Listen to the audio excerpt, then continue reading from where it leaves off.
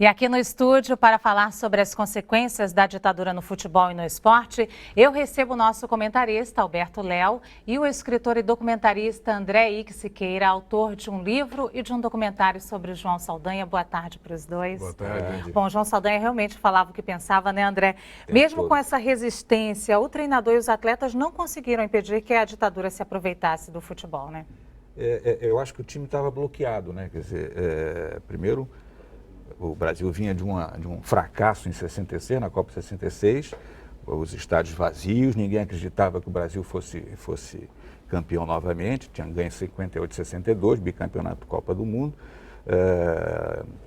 Chegaram a convocar 40 jogadores, lembra disso, Roberto? 40, é. Ninguém sabia qual era o time. O João chegou, é evidente que foi uma armadilha. O João era o maior crítico da seleção brasileira naquele momento, e aí convidaram o João para derrubar o João, efetivamente achando que ele não ia conseguir montar. E ele rapidamente montou a seleção, as chamadas feras do Saldanha, não é? Com base no time do Santos e do Botafogo, mais o Tostão e tal, montou aquele timaço, a melhor performance em eliminatórias até hoje, considerada a melhor seleção de todos os tempos, né, Alberto? Foi a base que ele montou. Base de tudo.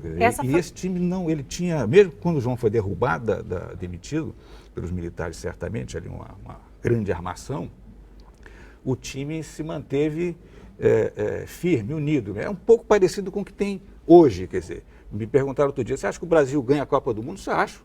Não, mas você acha que está sendo bem montado? Isso não, isso é outro problema. Foi uma grande... que não interfere, o que está no campo não interfere no que está fora. Os militares tentaram de todo jeito e conseguiram, aparelhar a seleção, levaram lá troféu para o Médici, que o João considerava o maior assassino da história do Brasil, e eles sabiam que com o João voltando com a taça, um comunista conhecido, reconhecido internacionalmente, aquela cena não existiria. André, foi uma grande injustiça com o João. Você acha que o povo percebeu isso? Eu acho que sim. Quer dizer, o João, quando sai da seleção e volta a ser comentarista, passa a ser, então, o comentarista que o Brasil inteiro consagrou. O João era quase unanimidade nacional, né? Quer dizer, ele, mesmo que ele era brilhante, conhecia futebol profundamente, chegou no Rio nos anos 30 e tal, foi ali para Copacabana, time do Neném Prancha, né? Jogando com Helena, então ele conhecia a alma dos jogadores. E mesmo depois de demitido, na transmissão do último jogo Brasil-Itália, o João se emocionou de não conseguir falar. No final ele chega para o locutor e diz, olha, vai aí que eu não consigo mais. Ô, Léo, você acompanhou a Copa de 70, você acha que a seleção tinha um peso diferente do de hoje? Quer dizer, acho que sim, né? Tinha, Luciana, tinha, porque primeiro foi um grande momento de geração do futebol brasileiro, grandes craques, e todos jogando no Brasil. Então você ia no Maracanã, no Morumbi, no Mineirão, você viu o Pelé, você viu o Gelson, você viu o Tostão, você via todos jogando aqui no Brasil. Então ela tinha um peso muito grande e foi fundamental a presença do João Saldanha, pela credibilidade dele. Como falou bem o André, ninguém acreditava mais na seleção, mas o João deu aquela força que o torcedor precisava. E ele foi muito enfático, viajava, levava nome dos perseguidos políticos, enfim, ele nunca escondeu a bandeira dele. E ele foi fundamental, primeiro, em devolver ao torcedor a confiança na seleção brasileira e o trabalho muito bem feito. Você tinha uma grande seleção muito bem preparada. E se deve muito ao Saldanha o início daquele trabalho. E ele foi demitido mesmo depois do Brasil ter vencido a Argentina por 2-1 no Maracanã. O Brasil perdeu para a Argentina em Porto Alegre, ganhou no Maracanã, ele estava montando a seleção. Aí são vários fatores depois, vamos falar depois da convocação do Dario, o corte do Dario, vários fatores acabaram levando aquela do Saldanha, mas ele, em momento algum, deixou de torcer contra a seleção brasileira. Isso, em momento algum, o João deixou de fazer.